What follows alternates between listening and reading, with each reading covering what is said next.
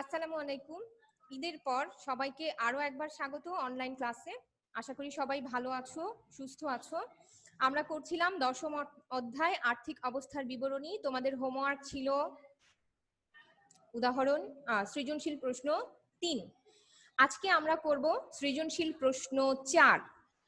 তো মানে আর্থিক অবস্থার বিবরণীর একটা অংশ আজকে আমরা করার চেষ্টা করব। 4 নম্বর প্রশ্নটা আমরা একটু দেখি।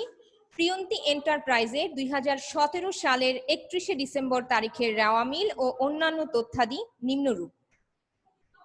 এর মধ্যে আছে মূলধন 1,48,000, বিক্রিত পণ্যের ব্যয় 1,52,000, সমাপনী মজুদ পণ্য 58,000, বিক্রয় 3,25,000, 10% বিনিয়োগ 1,20,000, বেতন ও সম্মানী 72,000, প্রশিক্ষণ ভাতা 18,800, আসবাবপত্র 1 লাখ, কমিশন প্রাপ্ত ও প্রদত্ত 7,200 ও 4,000, প্রাপ্ত বাট্টা 11,000, বিবিধ পাওনাদার 40,000। এছাড়া কিছু অ্যাডজাস্টমেন্ট ছিল। 4 মাসের বেতন ও সম্মানী বকেয়া রয়েছে, অর্থাৎ এখানে যে বেতন ও সম্মানী রেওয়া মিলে দেয়া আছে 72,000 টাকা, সেটা 8 মাসের।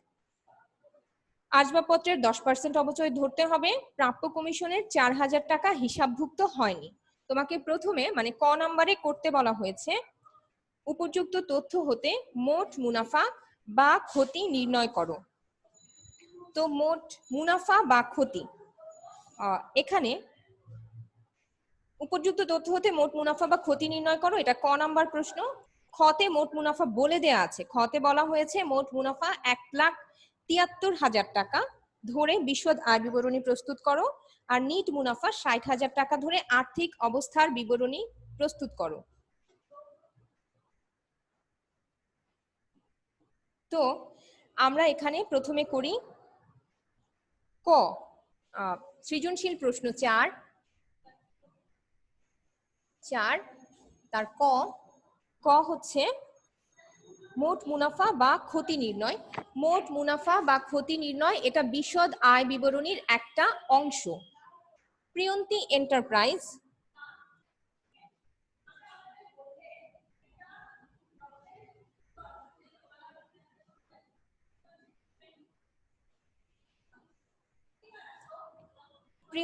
এন্টারপ্রাইজ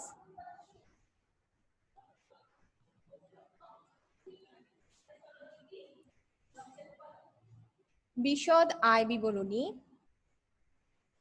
আমরা পাশে চাইলে আংশিক লিখতে পারি। 2017 সালের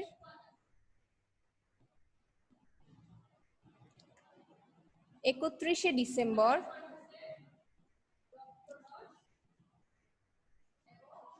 সমাপ্ত বছরের জন্য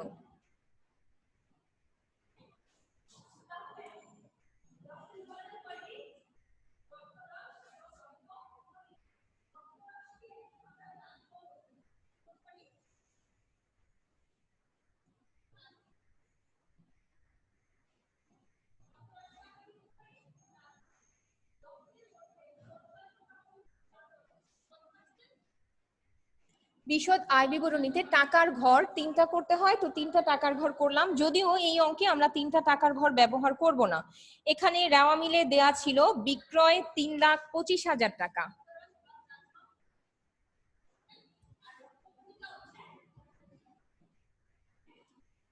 বাদ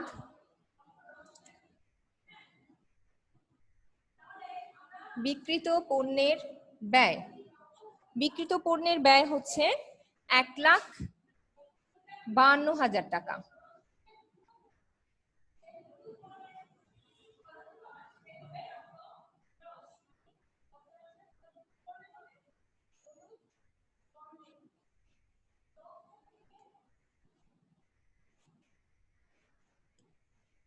মোট মুনাফা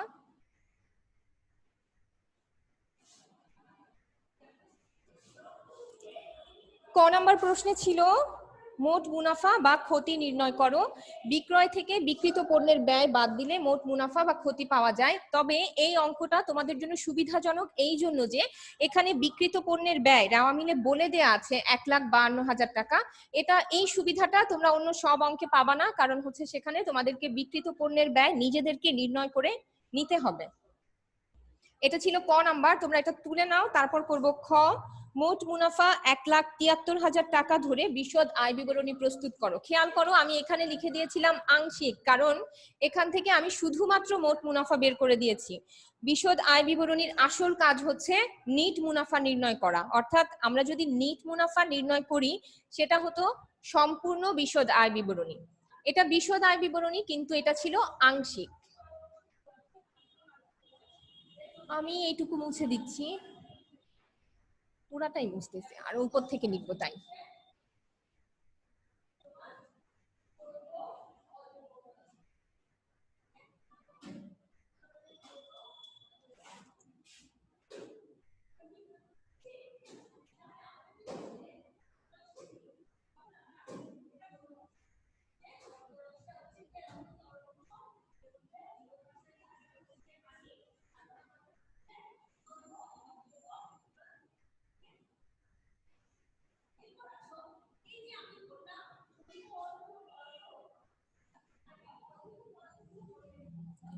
বিশদ আয় বিবরণী 2017 সালের 31শে ডিসেম্বর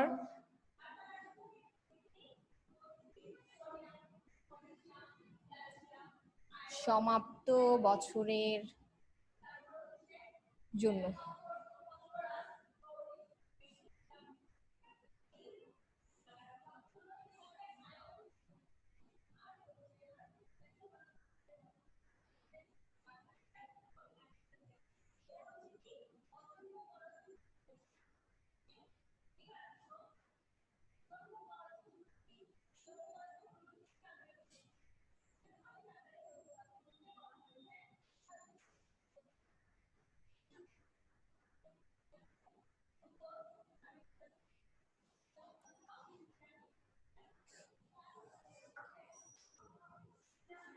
যদিও আমরা ক নাম্বার প্রশ্নে মোট মুনাফা বের করেছিলাম, এখানে বলে দেওয়া আছে মোট মুনাফা 1,73,000 টাকা ধরে বিশদ আয় বিবরণী প্রস্তুত করো।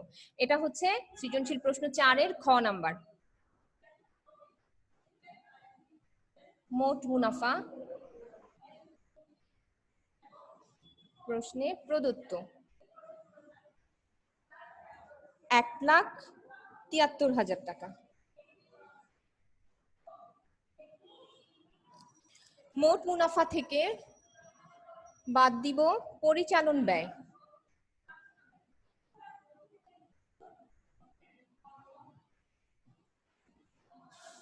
পরিচালন ব্যয় হিসেবে এখানে আছে বেতন ও সম্মানী 72,000 টাকা, কিন্তু সমন্বয়ে দেয়া আছে 4 মাসের বেতন ও সম্মানী বকেয়া রয়েছে। তার মানে রাওয়া মিলে যে বেতন ও সম্মানী দেয়া আছে সেটা হচ্ছে 8 মাসের, অর্থাৎ আচ্ছা বকেয়াটা ওভাবেই দেখাই দিই। বেতন ও সম্মানী 72,000 যোগ বকেয়া, রাওয়া মিলে যেটা দেয়া আছে সেটা 8 মাসের। তাহলে আমরা 72,000-কে যদি 8 দিয়ে ভাগ করি, 4 দিয়ে গুণ করি, 72,000-কে 8 দিয়ে ভাগ করলে 1 মাসের পাবো, সেটাকে 4 দিয়ে গুণ করলে 4 মাসেরটা পাবো। 8 নং 72 মানে 4 নং 36,000 টাকা 4 মাসের বকেয়া।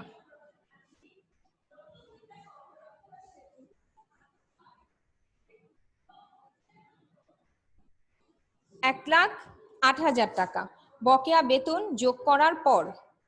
তারপর আছে প্রশিক্ষণ ভাতা, কমিশন। প্রশিক্ষণ ভাতা হচ্ছে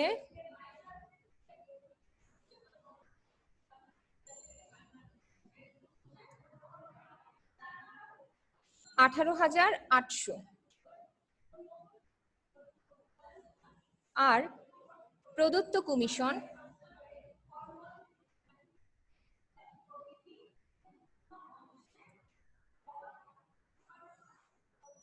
7,200। এছাড়া আছে আসবাবপত্রের উপর 10% অবচয় ধরতে হবে।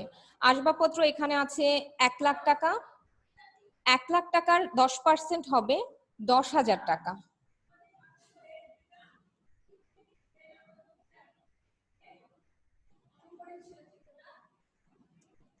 আসবাবপত্রের অবচয়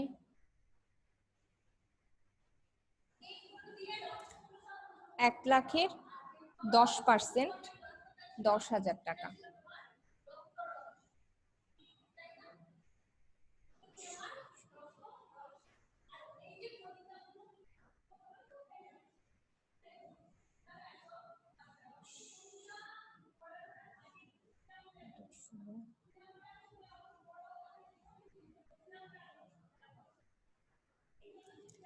$1,44,000 টাকা। তাহলে এই অঙ্কের পরিচালন মুনাফা হবে 1,73,000 টাকা থেকে পরিচালন ব্যয় বাদ দিলে যেটা থাকবে সেটা মানে হচ্ছে বিয়োগ করলে বিয়োগফল হবে 29,000 টাকা। তার সঙ্গে আমরা যোগ করব অন্যান্য আয়।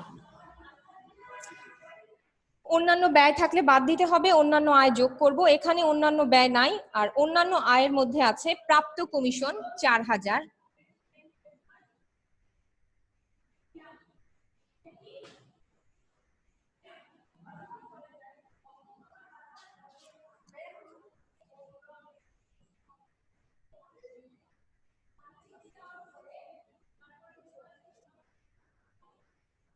প্রাপ্ত বার্তা। আচ্ছা, প্রাপ্ত কমিশন 4,000-এর সঙ্গে একটা অ্যাডজাস্টমেন্ট ছিল, সরি, প্রাপ্ত কমিশন 4,000, তার সঙ্গে এখানে দেখো অলিখিত কমিশন, প্রাপ্য কমিশন 4,000 টাকা হিসাবভুক্ত হয়নি, অর্থাৎ এটা ছিল অলিখিত কমিশন, ওটাও 4,000।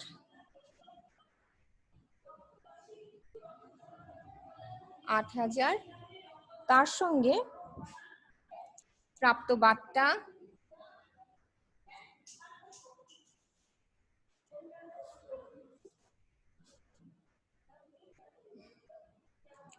11,000। 11 আর 8 হচ্ছে 11 আর 8, আচ্ছা সরি,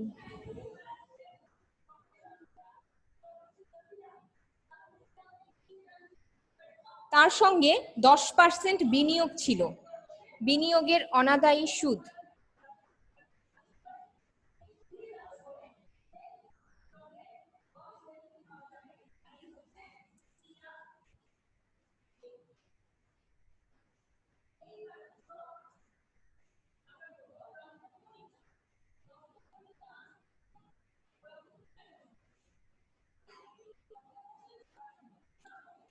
বারো আর 20,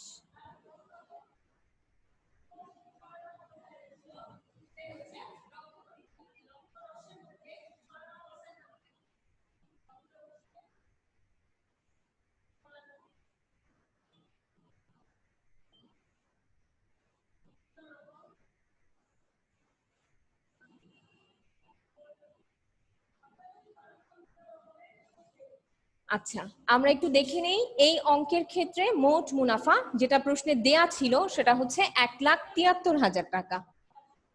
তার থেকে আমরা বাদ দিব পরিচালন ব্যয়গুলো। এই অঙ্কের পরিচালন ব্যয় হচ্ছে বেতন ও সম্মানী 72,000 টাকা, সেটা রেওয়া মিলে দেয়া ছিল। 72,000 টাকা যেটা রেওয়া মিলে দেয়া আছে সেটা হচ্ছে 8 মাসের টাকা। 72,000 টাকা যেটা রেওয়া মিলে দেয়া আছে সেটা 8 মাসের টাকা, আমাদেরকে বকেয়া 4 মাসেরটা বের করে নিতে হবে। 8 দিয়ে ভাগ করে 4 দিয়ে গুণ করলে হবে 36,000 টাকা বকেয়া। 72,000 আর 36,000, 1,08,000 টাকা। অন্যান্য পরিচালন ব্যয়গুলো হচ্ছে প্রশিক্ষণ ভাতা 18,800 টাকা, প্রদত্ত কমিশন 7,200 টাকা, আসবাবপত্রের অবচয়, আসবাবপত্র 1,00,000 টাকা, 10% অবচয় ধরতে বলা হয়েছে মানে 10,000 টাকা। তাহলে মোট পরিচালন ব্যয় হচ্ছে 1,44,000 টাকা। মোট মুনাফা থেকে পরিচালন ব্যয় বাদ দিলে পাওয়া যাবে পরিচালন মুনাফা। 1,73,000 থেকে 1,44,000 টাকা বাদ দিলে থাকবে 29,000 টাকা। তার সঙ্গে আমরা অন্যান্য আয়কে যোগ করব। অন্যান্য আয় আছে এখানে প্রাপ্ত কমিশন, তার সঙ্গে যোগ অলিখিত কমিশন। প্রাপ্ত কমিশন রেওয়া মিলে দেয়া আছে 4,000 টাকা, আর অলিখিত কমিশন সমন্বয়ে দেয়া আছে, সমন্বয়ে বলা আছে প্রাপ্ত কমিশনের 4000 টাকা হিসাবভুক্ত হয়নি, যেটা অলিখিত কমিশন, এই হচ্ছে 8000 টাকা।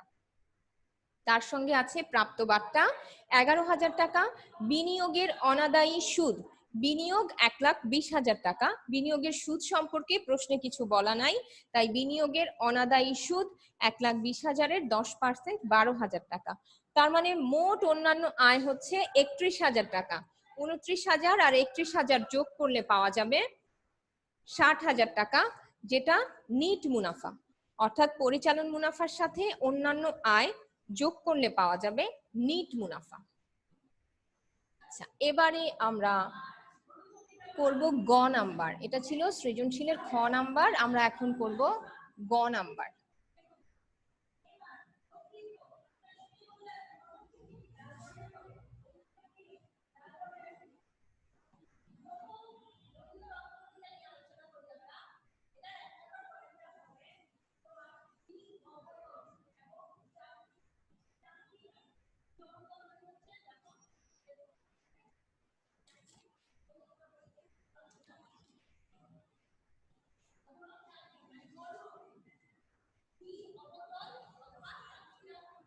প্রিয়ন্তী এন্টারপ্রাইজ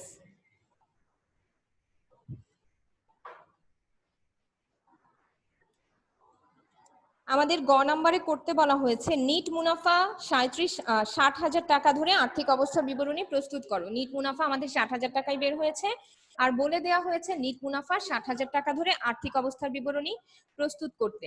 তো প্রিয়ন্তী এন্টারপ্রাইজের আর্থিক অবস্থার বিবরণী 31শে ডিসেম্বর 2017। এটা খ না, এটা হবে গ নাম্বার।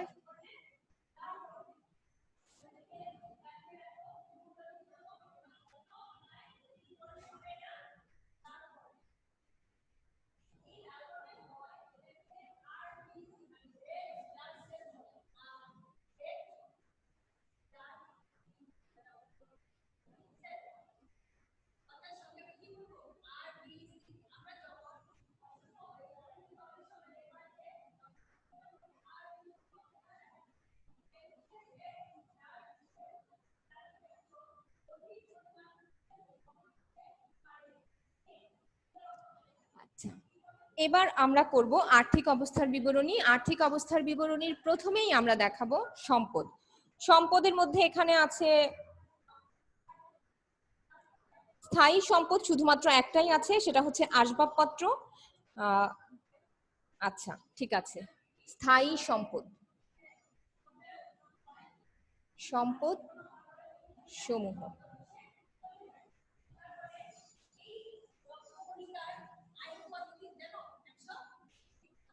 স্থায়ী সম্পদ, এখানে আছে স্থায়ী সম্পদ আসবাবপত্র 1,00,000 টাকা।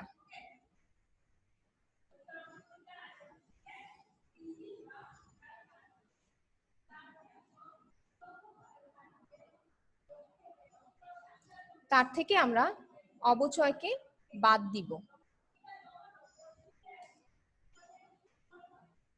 1,00,000 থেকে 10,000 বাদ দিলে হবে 90,000।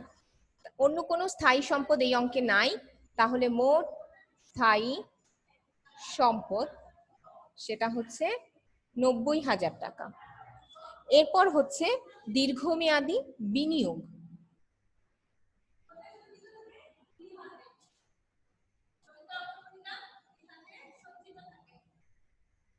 দীর্ঘমেয়াদী বিনিয়োগ শুধুমাত্র একটাই আছে, সেটা হচ্ছে 10% বিনিয়োগ 1,20,000 টাকা।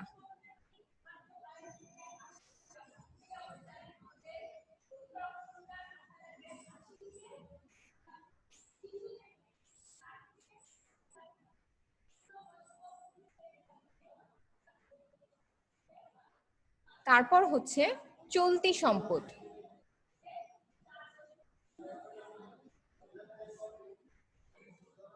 আচ্ছা, চলতি সম্পদের মধ্যে আছে প্রাপ্য কমিশন মানে যেটা সমন্বয়ে দেয়া আছে, প্রাপ্য কমিশন 4000 টাকা হিসাবভুক্ত হয়নি,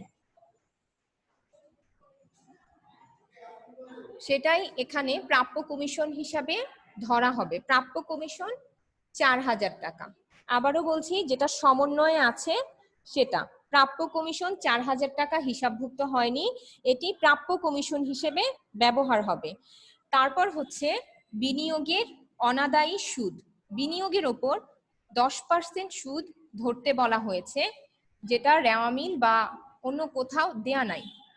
তার মানে বিনিয়োগের সুদ এখনো আদায় হয়নি। 1,20,000 টাকার 10% হচ্ছে 12,000 টাকা। আর আছে এই অঙ্কে সমাপনী মজুদ পণ্য 58,000 টাকা।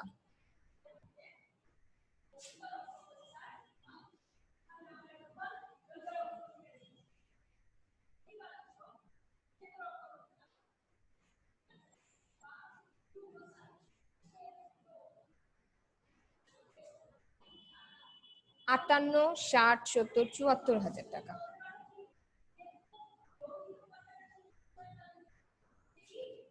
মোট চলতি সম্পদ 74,000 টাকা। আর এই সব কিছু যোগ করলে হবে 90,000, 90,000 আর 1,20,000 হচ্ছে 2,10,000। 2,10,000 আর 74,000 হচ্ছে 2,84,000। এটা হচ্ছে মোট সম্পদ।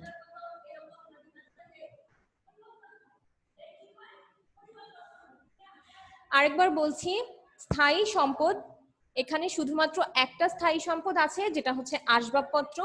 1,00,000 টাকা। আসবাবপত্রের উপর 10% অবচয় ধরার কথা সমন্বয়ে বলে দেয়া আছে। 10% অবচয় বাদ দেওয়ার পর 90,000 টাকা। একটাই সম্পদ, তাই এখানে বিয়োগ করে যেটা পাওয়া গেছে সেটাই মোট স্থায়ী সম্পদ। দীর্ঘমেয়াদী বিনিয়োগ শুধুমাত্র একটা আছে, সেটা হচ্ছে 10% বিনিয়োগ, 1,20,000 টাকা। এরপর আসো চলতি সম্পদ। কয়েকটা চলতি সম্পদ এখানে আছে। প্রাপ্য কমিশন 4,000 টাকা, এটা সমন্বয়ে বলা আছে, সমন্বয়ে বলা ছিল প্রাপ্য কমিশন 4,000 টাকা হিসাবভুক্ত হয়নি। বিনিয়োগের অনাদায়ী সুদ, বিনিয়োগের উপর 10% হারে সুদ ধরতে বলা হয়েছে, কিন্তু বিনিয়োগের সুদের কথা রাওয়া মিলে কিছু বলা নাই। 1,20,000-এর 10% হচ্ছে 12,000 টাকা। সমাপনী মজুদ পণ্য 58,000 টাকা। আর হচ্ছে মোট সমাপনী মজুদ পণ্য 58,000 টাকা। 4,000, 12,000 আর 58,000 যোগ করলে হয় 74,000, যেটা মোট চলতি সম্পদ। আর স্থায়ী সম্পদ, দীর্ঘমেয়াদী বিনিয়োগ এবং মোট চলতি সম্পদ যোগ করার পর যেটা পাওয়া যাবে সেটাই হচ্ছে মোট সম্পদ। আমাদের যেহেতু আর্থিক অবস্থার বিবরণী সম্পদ আর দায় পাশ সমান হতে হয়, তাহলে এই অঙ্কের ক্ষেত্রে আমাদের দায় বা মালিকানা সত্ত্ব সেখানেও মোট 2,84,000 টাকা হতে হবে। তো এটা আমি জাস্ট এই ঘরটা না, আমি এইটুকু মুছে দিচ্ছি, কারণ আমার বোর্ডে বাকি অংশ একই সঙ্গে জায়গা হবে না।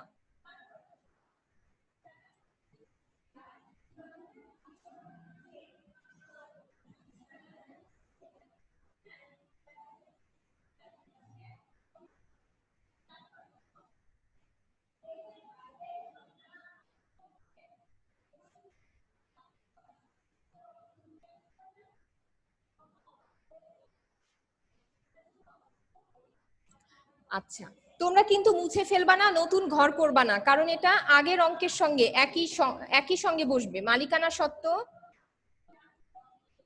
ও দায় সমূহ।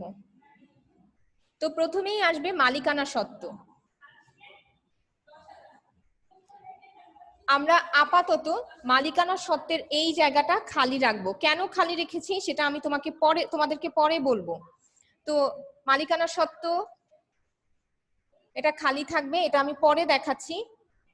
তার সঙ্গে আর মানে এখানে যা বসে সেটা হচ্ছে চলতি দায়। চলতি দায় হিসাবে যেগুলো আছে সেটা হচ্ছে বকেয়া বেতন ও সম্মানী, যেটা আমরা বিশদ আয় বিবরণীতে লিখেছিলাম 36,000 টাকা।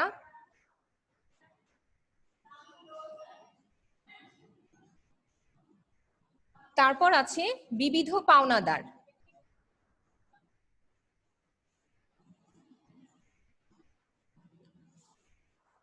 বিবিধ পাওনাদার রেওয়া মিলে দেয়া আছে 40,000 টাকা। 40,000 আর 36,000 হচ্ছে 76,000 টাকা। এটা হচ্ছে মোট চলতি দায়।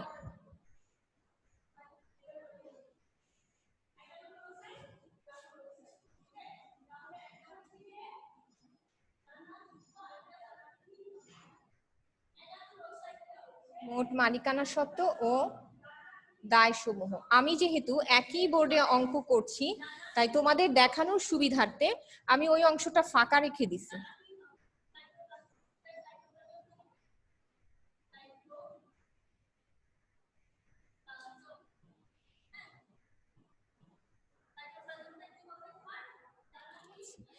আমি এই অংশটা ফাঁকা রেখেছি কারণ মালিকানা সত্ত্ব আমি জানি না, এখন বের করতেছি মালিকানা সত্ত্ব কত।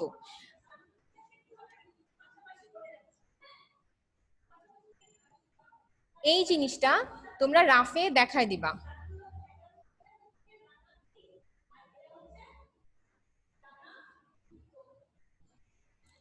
মালিকানা সত্ত্ব বিবরণী এটা হচ্ছে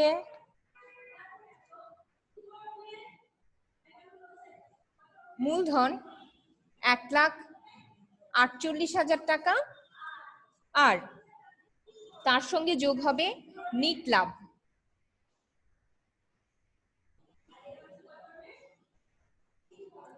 নিট লাভ এখানে দেয়া ছিল 60,000 টাকা, মোট হচ্ছে 2,08,000 টাকা।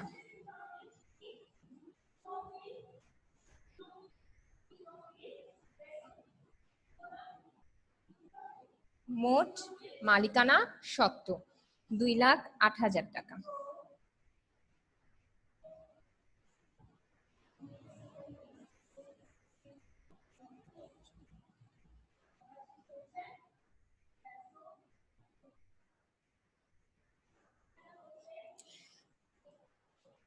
খেয়াল করো, আমরা সম্পদ পাশ করেছিলাম, সম্পদ পাশের যোগফল ছিল 2,84,000 টাকা। এখন আমরা দায় পাশ করব। দায় পাশের প্রথমেই লিখেছিলাম মালিকানা সত্ত্ব ও দায় সমূহ। কোনো কোনো অঙ্কে তোমাদেরকে আলাদা করে মালিকানা সত্ত্ব বিবরণী করতে বলা হয়, আর মালিকানা সত্ত্ব বিবরণী কিভাবে করতে হয় সেটা আমি তোমাদের আগের আরেকটা ক্লাসে বলে দিয়েছিলাম। তো যেটা বলেছিলাম সেখানে নিয়মটা দেয়া ছিল, বাট এখানে আরেকবার বলে দিচ্ছি। মালিকানা সত্ত্ব বিবরণীতে আসবে মূলধন আর নিট লাভ, এটা শুধুমাত্র এই অঙ্কের ক্ষেত্রে। মূলধন 1,48,000 টাকা রেওয়া মিলে দেয়া আছে। রেওয়া মিলের প্রথমেই আছে মূলধন 1,48,000 টাকা, তার সঙ্গে নিট লাভ। নিট লাভ 60,000 টাকা, সেটা তোমার গ নাম্বারে বলে দেয়া আছে। নিট লাভ 60,000 টাকা যোগ করার পর আসবে মালিকানা সত্ত্ব। দুইটা যোগ করলে হয় 2,08,000 টাকা। মালিকানা সত্ত্বের জায়গায় এখানে বসবে 2,08,000। তার সঙ্গে আমি যোগ করব চলতি দায়। চলতি দায়ের মধ্যে আছে বকেয়া বেতন ও সম্মানী 36,000 টাকা, এটা আমরা খ নাম্বারে করেছিলাম। বিবিধ পাওনাদার রেওয়া মিলে দেয়া আছে 40,000 টাকা, অর্থাৎ মোট চলতি দায় 76,000 টাকা। আর মালিকানা সত্ত্বের সঙ্গে চলতি দায় যোগ করার পর হবে 2,84,000 টাকা। অর্থাৎ মালিকানা সত্ত্ব তোমাদেরকে বলে দেয়া থাকবে না, সেটা তোমাদের নিজেদের সুবিধার্থে যদি করতে বলা নাও হয় রাফে করে নিতে হবে, এটা রাফ হিসাবে দেখায় দিবা। আর যেই অঙ্কে বলা থাকে সেখানে তো বলাই থাকলো। খ নাম্বার প্রশ্নে অনেক সময় মালিকানা সত্ত্ব বিবরণী চাওয়া হয়। এটা হচ্ছে একটা কমপ্লিট সৃজনশীল প্রশ্ন 4-এর কমপ্লিট সমাধান। আপনাদের গত ক্লাসে 3 নাম্বারটা হোমওয়ার্ক ছিল, জানি না করছেন কিনা। যারা করছেন বা করেন নাই, স্কুল খোলার পর সবাইকেই হোমওয়ার্ক দেখাতে হবে। 5 সৃজনশীল প্রশ্নের 5 আপনাদের হোমওয়ার্ক থাকবে। আর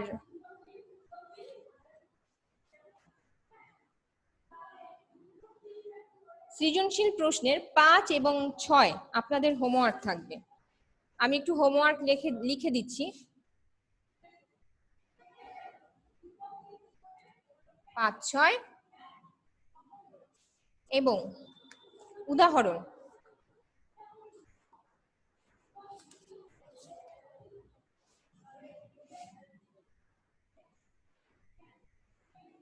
উদাহরণ 3 আর সৃজনশীলের মানে অনুশীলনীর 5 আর 6 এই দুইটা অঙ্ক আপনাদের হোমওয়ার্ক থাকবে। তো সৃজনশীলের 5 নাম্বারটা আমরা একটু দেখি।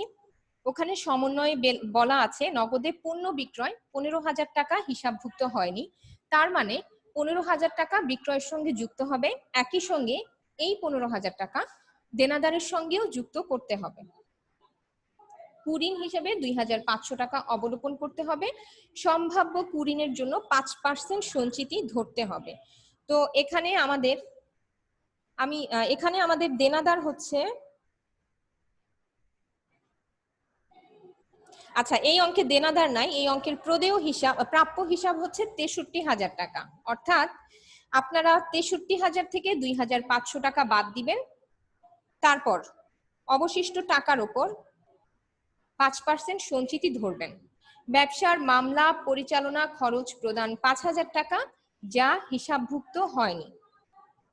ব্যবসার মামলা পরিচালনা খরচ প্রদান 5,000 টাকা, যা হিসাবভুক্ত হয়নি মানে বকেয়া আছে। এটা যাবে, একবার যাবে দায় পাশে খরচ, আরেকবার যাবে বিশদ আয় বিবরণীতে। অলিখিত আন্তঃফেরত 2,000 টাকা, বহি ফেরত 1,000 টাকা। আন্তঃফেরত হচ্ছে বিক্রয় ফেরত, যেহেতু বিক্রয় ফেরত তার মানে দেনাদার থেকে আবার 2,000 টাকা কমিয়ে দেখাতে হবে, আর বহি ফেরত মানে পাওনাদারের থেকে 1,000 টাকা কমিয়ে দেখাতে হবে। এই ছিল সৃজনশীল 5-এর।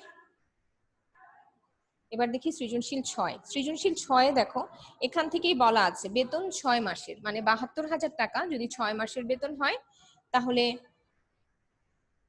আরো 6 মাসের বেতন বকেয়া আছে।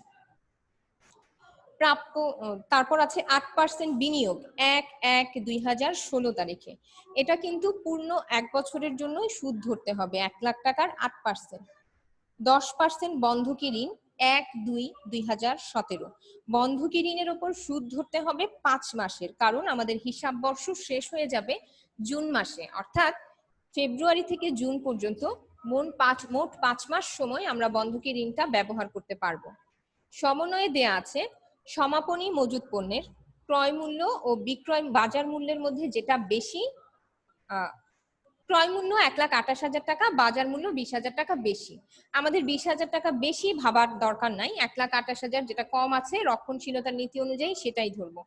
বাড়ি ভাড়া 2 বছরের জন্য পাওয়া গেছে, অর্থাৎ বাড়ি ভাড়া আয় 6,000 টাকা যেটা পেয়েছিলাম সেটা 2 বছরের, বাদ অগ্রিম 3,000 করতে হবে। অফিস সরঞ্জামের উপর 7.5% অবচয় ধরতে হবে।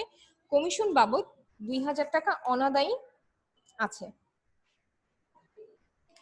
অনাদায়ী আছে মানে আমরা পাইনি, আমাদের আয় বকেয়া আছে, তাহলে 2,000 টাকা যেটা আছে তার সঙ্গে আর 2,000 টাকা যোগ করতে হবে। নিট বিক্রয় 3,56,000 টাকা ধরে বিক্রিত পণ্যের ব্যয় নির্ণয় করো। শতদল এন্টারপ্রাইজের 2017 সালের 30শে জুন সমাপ্ত বছরের বিশদ আয় বিবরণী প্রস্তুত করো। নিট ক্ষতি 27,000 টাকা ধরে হিসাবকালের শেষ আর্থিক অবস্থার বিবরণী তৈরি করো। আমি তোমাদেরকে এরপরে মানে সৃজনশীল প্রশ্ন 7, 8 এগুলা করায় দেওয়ার চেষ্টা করব আগামী ক্লাস থেকে ইনশাআল্লাহ। তোমাদের যদি কারো কোনো প্রশ্ন থাকে ক্লাস সম্পর্কিত, তোমরা আমাদের সঙ্গে যোগাযোগ করতে পারো, মানে আমাদেরকে মেসেজ করতে পারো। তাছাড়া তোমাদের কাছে স্কুলের ফোন নাম্বার, আমার ফোন নাম্বার আছে, তোমরা এভাবেও চাইলে যোগাযোগ করতে পারো। বাট কোনো প্রশ্ন যদি না করো তাহলে বুঝতে পারবো না তোমরা সত্যি মানে অঙ্কগুলা বুঝতে পারছো কিনা। আর্থিক অবস্থার বিবরণী তোমাদের ক বিভাগে 2টা বাধ্যতামূলক প্রশ্ন থাকে, তোমরা দেখেছো, এখানে ছাড় দেওয়ার কোনো সুযোগ নাই, 2টা প্রশ্নেরই অ্যান্সার করতে হবে। 2টা প্রশ্নের 3টা করে পার্ট থাকে। আমি আরেকবার বলে দেই, মালিকানা সত্ত্ব বিবরণী যেটা এই অঙ্কে ছিল না কিন্তু আমাকে করে নিতে হয়েছে মালিকানা সত্ত্ব এখানে লেখার জন্য। এরকম অনেক প্রশ্নেই তোমাকে বলা থাকবে না কিন্তু তোমাকে করে নিতে হবে। আর যেই প্রশ্নে করা থাকে, আর্থিক অবস্থার বিবরণী থেকে প্রশ্ন অনেকভাবে হতে পারে। আজকে আমরা যেটা করলাম সেটা ছিল মোট মুনাফা নির্ণয় করো। আজকে আমরা করেছি মোট মুনাফা নির্ণয়, সেটা বিশদ আয় বিবরণীর একটা অংশ। আবার বিশদ আয় বিবরণী থেকে নিট মুনাফা নির্ণয়, সেটাও করতে হয়েছে। তারপরে ছিল আর্থিক অবস্থার বিবরণী। আমাদেরকে প্রতিটা টপিকে বলে দেওয়া হয়েছে মোট মুনাফা এত টাকা, নিট মুনাফা এত টাকা, সবসময় এগুলো বলা থাকবে না। তারপর আবার এভাবেও বলতে পারে আর্থিক অবস্থার বিবরণী তৈরি করো, মালিকানা সত্ত্বের বিবরণী তৈরি করো, বিশদ আয় বিবরণী করো, মালিকানা সত্ত্বের বিবরণী করো এবং আর্থিক অবস্থার বিবরণী প্রস্তুত করো, সেটাও একটা হতে পারে। আবার অনুপাতও নির্ণয় করতে বলতে পারে। তো আমি তোমাদেরকে দুই ধরনের অনুপাত, চলতি অনুপাত আর তারল্য অনুপাত, ওগুলা আগের ক্লাসে দেখিয়েছিলাম, আর এরপর যখন আসবে বাকি দুইটা বিনিয়োজিত মূলধনের ওপর মুনাফার অনুপাত আর নিট লাভের অনুপাত, সেটা আরেক ক্লাসে দেখায় দিব। এবার মালিকানা সত্ত্ব বিবরণীতে একটা জিনিস দেখে নিই। আমরা আজকে যখন মালিকানা সত্ত্ব বিবরণী করেছি তখন মূলধনের সঙ্গে নিট লাভ যোগ করে, শুধুমাত্র নিট লাভ যোগ করেই মালিকানা সত্ত্ব বিবরণী করেছি। কোনো কোনো অঙ্কে নিট লাভের জায়গায় নিট ক্ষতি থাকতে পারে, সেক্ষেত্রে নিট ক্ষতিকে বাদ দিতে হবে। উত্তোলন থাকলে উত্তোলন বাদ যাবে, আয়কর, মালিকের আয়কর প্রদান, জীবন বীমার প্রিমিয়াম প্রদান, সেগুলোকে মূলধন থেকে বাদ দিয়ে দেখাতে হবে। মূলধনের সঙ্গে যোগ হতে পারে অতিরিক্ত মূলধন বা মূলধনের সুদ। মূলধনের সঙ্গে যোগ হওয়ার আইটেম কিন্তু কম। মূলধনের সঙ্গে যোগ হতে পারে অতিরিক্ত মূলধন বা মূলধনের সুদ, আর বাদ যাবে মূলধনের সঙ্গে যোগ হতে পারে অতিরিক্ত মূলধন, নিট লাভ, বাদ যাবে আয়কর, জীবন বীমার প্রিমিয়াম, উত্তোলন, নিট ক্ষতি। এই আইটেমগুলাই মূলত দেয়া থাকে। আজকের ক্লাসটা তোমাদের যেহেতু কোনো প্রশ্ন নাই, তাই আজকের ক্লাসটা এখানেই শেষ করছি। তোমাদের সঙ্গে দেখা হবে ইনশাআল্লাহ আবার আগামী ক্লাসে। সবাই ভালো থাকবে, সুস্থ থাকবে, নিরাপদে থাকবে, বাসায় থাকবে। আল্লাহ হাফেজ, আসসালামু আলাইকুম।